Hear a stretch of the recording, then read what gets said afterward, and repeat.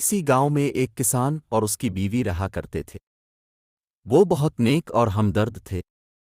यही वजह थी कि गांव की औरतें अपनी अमानतें किसान की बीवी के पास रखवाती थीं। चूंकि किसान के घर कोई औलाद न थी, इसी वजह से किसान की बीवी गांव के बच्चों से बहुत मोहब्बत करती थी और बच्चे भी उनसे बहुत ज्यादा मानूस थे।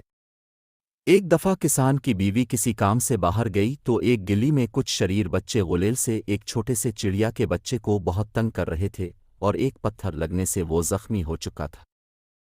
किसान की बीवी ने ये देखा तो बच्चों के पास गई और उनको समझाया कि इन मासूम और बेज़बान परिंदों को तंग नहीं करते, और चिड़िया के बच्चे को उठाकर घर ले आई और एक छोटे से सुनहरी पिंजरे में बंद कर दिया। ये छोटा सा चिड़िया का बच्चा बहुत खूबसूरत था और उसके पर भी हल्के सुनहरी रंग के थे।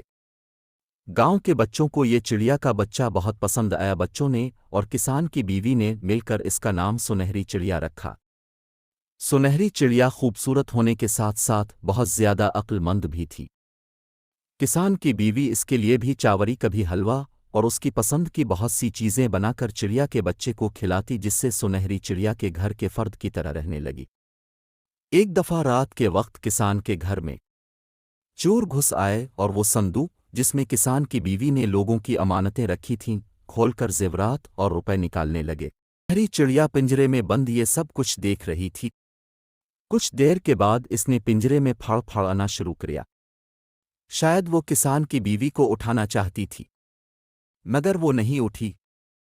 जब चोर ने ये देखा तो वो समझे कि चिड़िया बाहर निकलने के लिए बेताब है, लिहाजा उन्होंने पिंजरे का दरवाज़ा खोल दिया। सुनहरी चिड़िया ने बाहर निकलकर कमरे के चारों तरफ उड़ना शुरू कर दिया और चीं चीं करने लगी। जब चोर ने ये देखा तो जल्दी जल्दी सामान बांधने लगे। सुनहरी चिड़िया ने किसान की बीवी को उठाने की बहुत कोशिश की, मगर वो इस कोशिश में नाकाम रही। जब चोर जाने लगे तो सुनहरी चिड़िया कुछ देर के लिए रुकी और फिर बाहर निकल गई और चोरों का पीछा करना शुरू कर दिया। वो चोरों के पीछे इस तरह जा रही थी कि उनको कानों कान खबर न हुई। उड़ते उड़ते सुनहरी चिड़िया के परशल हो गए, मगर उसने हिम्मत न हारी। शायद वो अपने मालिक के एहसान का बदला देना चाहती थी। चोर एक सुनसान जगह पर जाकर रुक गए और एक छोटे से खुफिया कमरे में चले गए। सुनहरी चिड़िया बगैर कोई लम्हा ज़ाय किए वापस उड़ने लगी। इधर जब किसान की बीवी की आंख खुली तो संदूक को खुला देखकर और सुनहरी चिड़िया को गायब देखकर वो बहुत हैरान और परेशान हुई। इतने में सुनहरी चिड़िया कमरे में दाखिल हुई और चीं चीं करना शुरू कर दिया, जैसे वो कुछ कहना चाहती हो, और किसान की बीवी का दोपट्टा पकड़कर बाहर की तरफ उड़ने लगी। किसान की बीवी उसका मतलब समझ गई और उसके पीछे चलने लगी।